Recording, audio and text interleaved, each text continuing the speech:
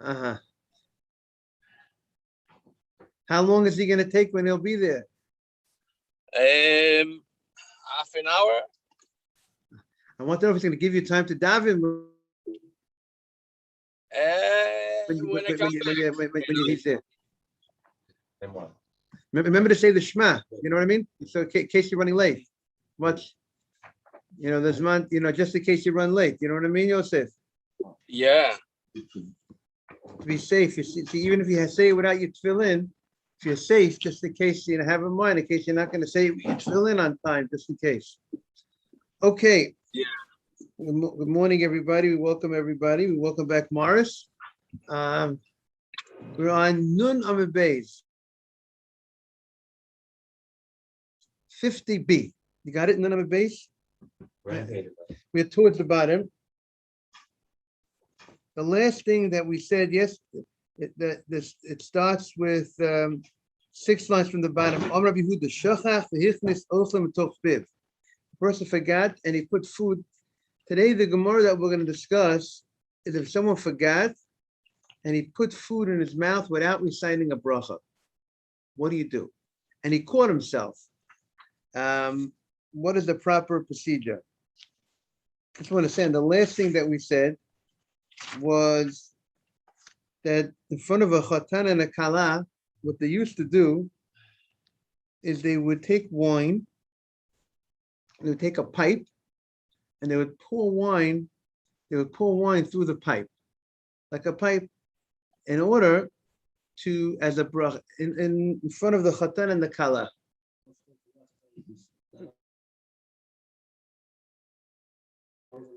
One of the things that we said yesterday, that they wanted to give, morning Mike, how are you?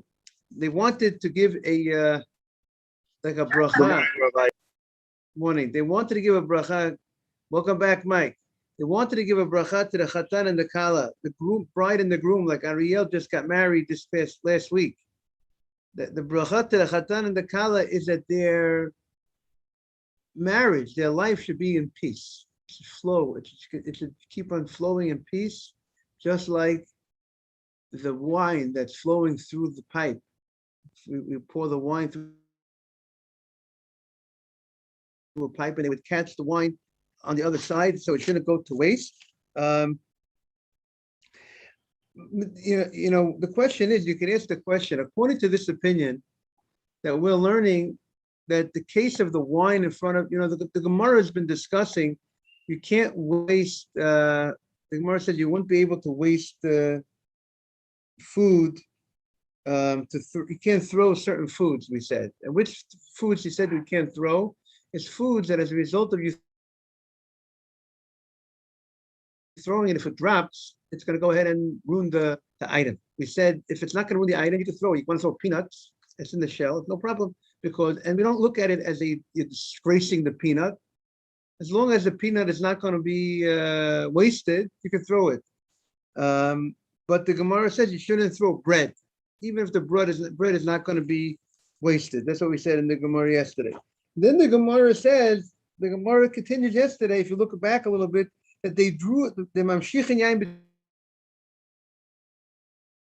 b'sinores in front of the chassan and the kala, in front of the bride and the groom. They would pour this wine in front of them. But Rashi says they would catch the wine at the end.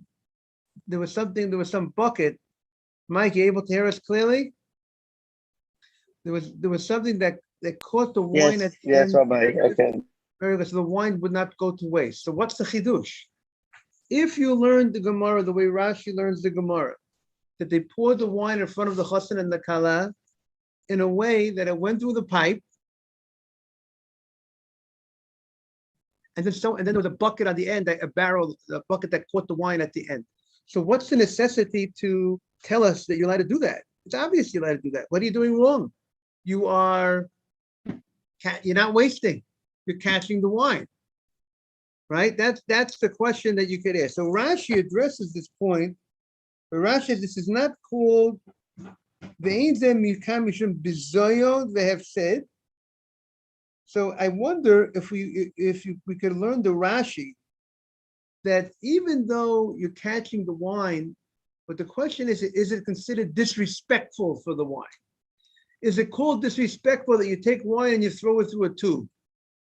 You throw it through a pipeline, so to speak, in order to, for a good sign in the kala, you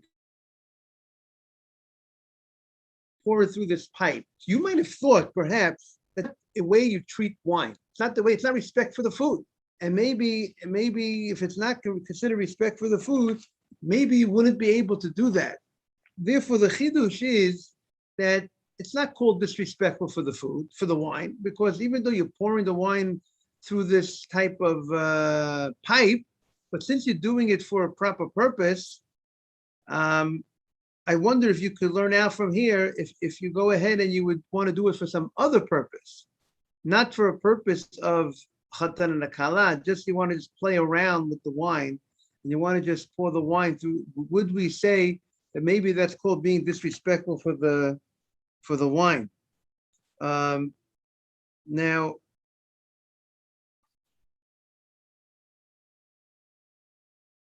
that's how the Meiri says, that's the chidush of the Braita, that even though it might not be so, it's not the most respectful way you treat wine, that you pour it through a pipe. Imagine you take your bottle of wine and you pour it through a pipe in order that you go to honor a chatan and a kala. And the Beit Yosef explains that one of the things that he says, that when you use food in a way that's not for the purpose of food, I'm using the food for the purpose of pouring in front of a chatan and a kala, so you might have said that that's not appropriate. Meaning God gave this blessing of food, and maybe it's not appropriate the way you're acting with it. So that's the chidush, that's not a problem. The Seifta in the name of the Ravid says that since you are doing this for simcha, out of happiness, you want to make, it's a happy thing to do. People enjoy watching a nice waterfall. People enjoy watching a waterfall of wine. And it's also a sign of bracha. So he says, according to him, he's not, even if you don't have a bucket on the other end to catch the wine, that's not called wasting, because you're doing it for a very big purpose. Because this was something like, you ever go to a chatan, like, morning, Avi, shalom, Avi's here, but we want to see him in Dalet Amot. He's going to come within Dalet Amot soon. So he says, the ikas simchat chatan v'kala b'kach. This was, sometimes you ever see they juggle fire in front of a chatan and a kala? People juggle different things. This was something which was morning. This was something that was done to make a chatan and a kala happy. And therefore, since it was done to make the chatan and the kala happy, it's considered a strong enough purpose that's not called waste.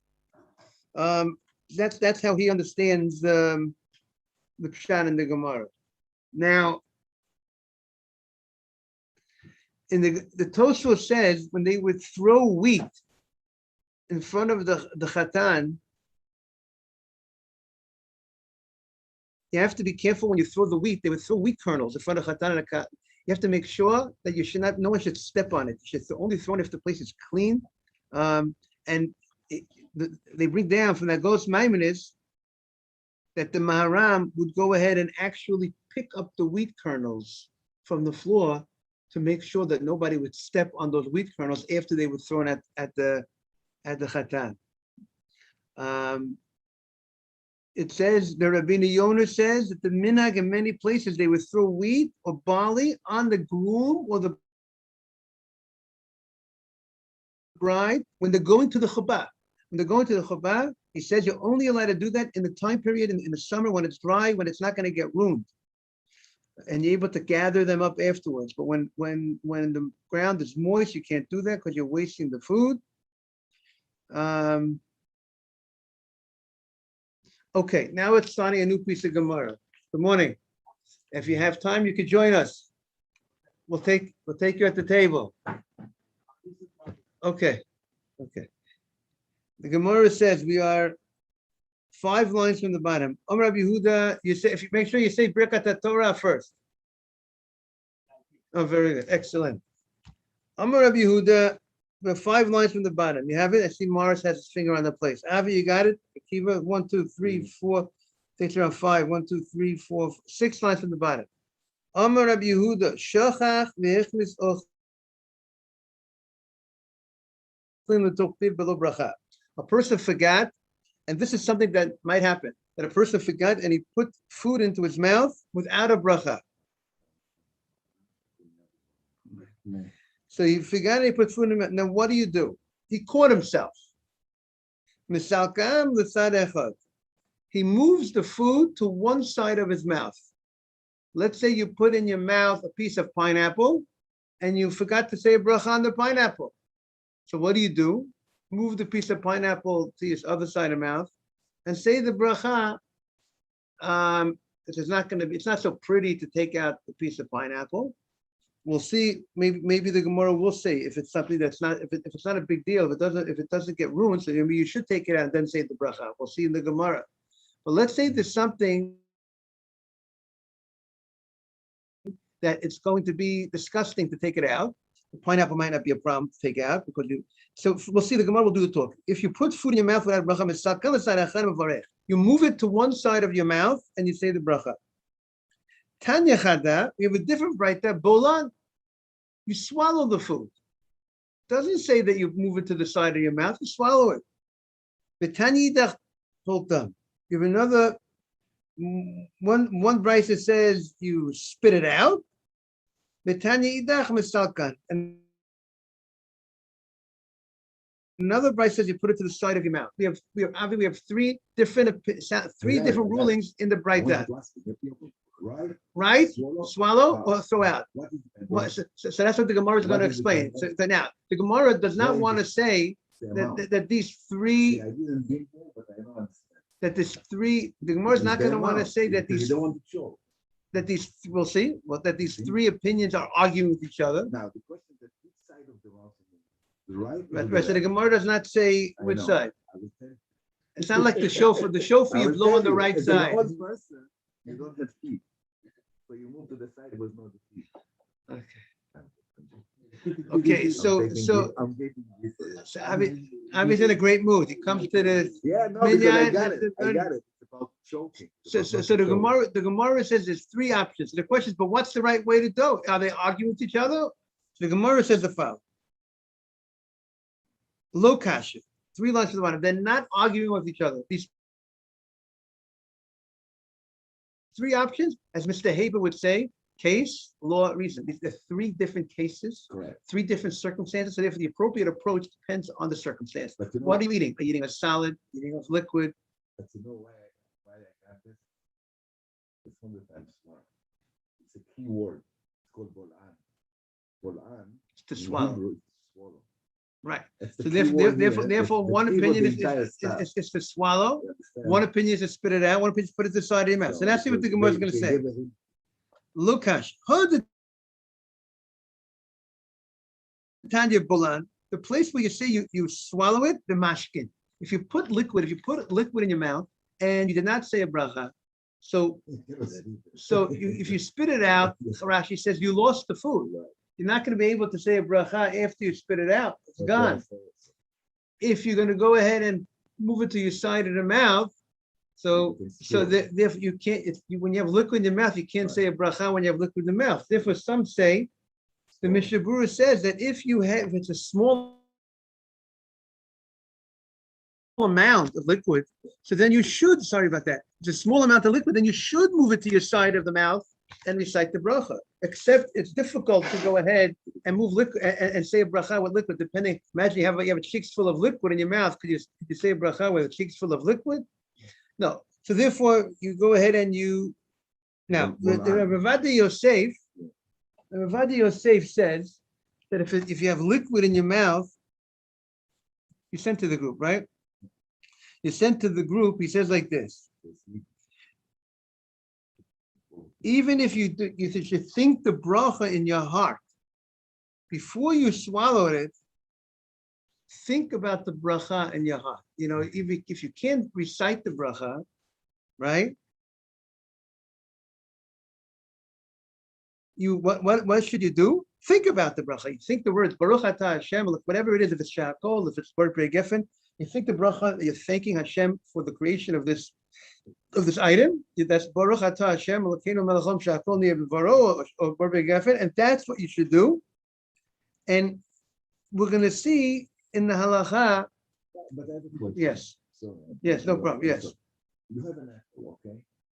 You took a bite, and you swallow, and you thought, oh, I didn't do bracha.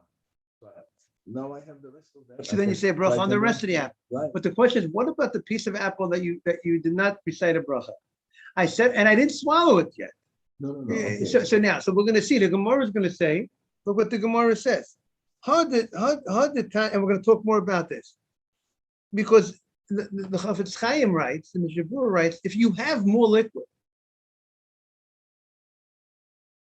let's say I'm drinking a bottle of water, Right. and I started drinking the water to my mouth, and I caught myself. I have other liquids, so some say spit out. Spit. As long as you have other liquid, spit that out. In order that you should not benefit from food without a bracha. Because remember, there's another issue on the table. There's a sin to benefit from food without a bracha. You're stealing. The Gemara said beforehand. So why? So therefore, that the opinion says better to go ahead and spit it out if you have other liquid.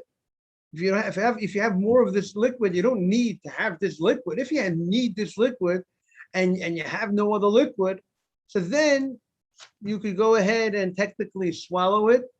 But then the question is, why should you swallow it? Why shouldn't you go ahead? What's the issue? Rashi says the issue is you're wasting food. What do you mean you're wasting food? I'm doing a sin by going ahead and swallowing it. Better spit it out. So one of the commentators say is that once it's in your mouth, perhaps it lost. If it's liquid, it's not something that's going to be pretty that you could say you're going to obligate you a bracha on something in that state. So maybe that's why it's not considered that now. What I did wrong was putting in my mouth without a bracha. It's not that they would obligate a bracha on this type of item. That's how some would understand. Let's continue in the Gemara. The Gemara says, Hadatani poltan, where we said you spit it out, the midi de lo mamis, something that does not get disgusted as a result of that. Let's say you put in your mouth a very hard food, and a hard food you went ahead. Let's say a piece of chocolate. Let's say a very dry, not moist chocolate. And I put something, or let's say a pretzel. I put the pretzel in my mouth, and let's say it's a hard pretzel.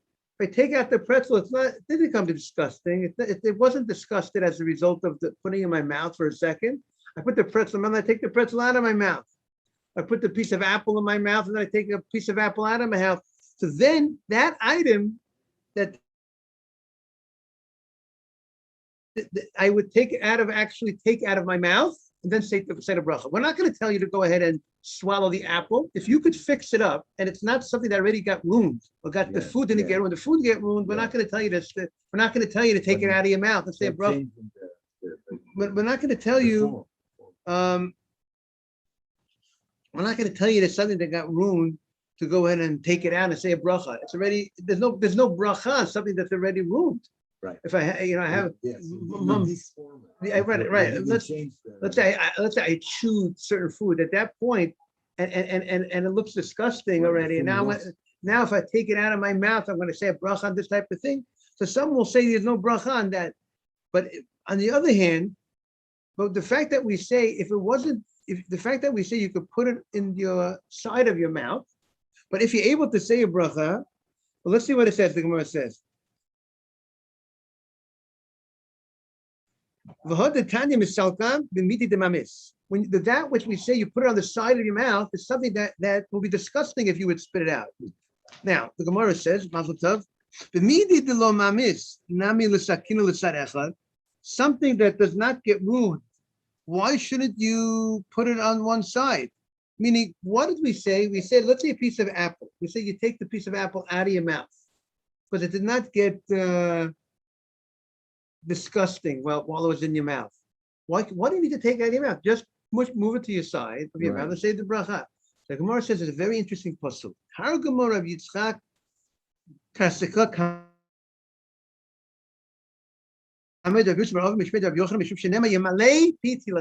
my mouth needs to be filled with your praises of God and not with something else in your mouth. So this is a very important halakha. Not distracted, and there shouldn't be anything else in your mouth when you say a blessing. A lot of people, I was talking to somebody. He says that he's a Persian Jew. So he told me, they have the drink, they have the tea biscuit, and then they have the tea, right? It's very common. Let's say if you're eating a tea biscuit. So you made a bracha on the tea biscuit, and then before you're swallowing it, you have some tea biscuit in your mouth. You're already saying the shakol. Very common. People, you want to take a drink. You said a mizonot, then you want to go and take a drink. But you shouldn't. You should wait till you swallow the food in order to say the bracha. There should not be anything in your mouth. And there are people that go and they have gum in their mouth. You ever seen they're chewing gum and they make a bracha on some other type of food, and then they want to make it. They have a piece of cake and a piece of gum or whatever it might be. You can't say, or they want to make a bracha on something else. You're not supposed to say a bracha. Ideally, if you have something else in your mouth, if you're stuck, if you're stuck in a situation, meaning, but let's say you have a situation, but you have the item in your mouth, you can't spit it out because it's going to get ruined. So then you're stuck. That situation will allow you to go ahead and say the bracha when the food is in your mouth. So that will be, what's the situation you can say the food in your mouth? The answer to the question is, if by mistake, I put a food in my mouth, I did not say a bracha on that food, I caught myself, it's a type of food that that's discussed, that became, lost its, now, but we're still saying, you move it to your side of your mouth and you say a bracha. So it seems to indicate that there's still a bracha on this chewed up food. Right. There's still an obligation of the bracha. So therefore that gets into my problem. My question is on Rashi, on why is it that Rashi says on liquid, if you can't spit, if you spit it out, it's going to be wasted. If you can't move it to the side of your mouth, so Rashi says you can swallow it because we're concerned of loss of food. But why shouldn't we be concerned of loss of a bracha and eating something in sin? It could be that the chachamim, the rabbis who instituted the obligation of bracha, maybe they only instituted the obligation of bracha in a scenario that it's not going to cause a loss of that food. But perhaps the rabbis will say at this point, when do we obligate you to say a bracha? Before you eat. You have a mitzvah to say a bracha. But if we're going to obligate you when the food is in your mouth, we're going to tell you, what, you have to say a bracha, and therefore you're going to have to spit it out, and you're going to lose the food. There, the Chachamim did not give the obligation of bracha, and maybe that's perhaps why Rashi would say you're allowed to swallow it without a bracha at that point when you have no other choice. Okay, we'll stop over here. We're going to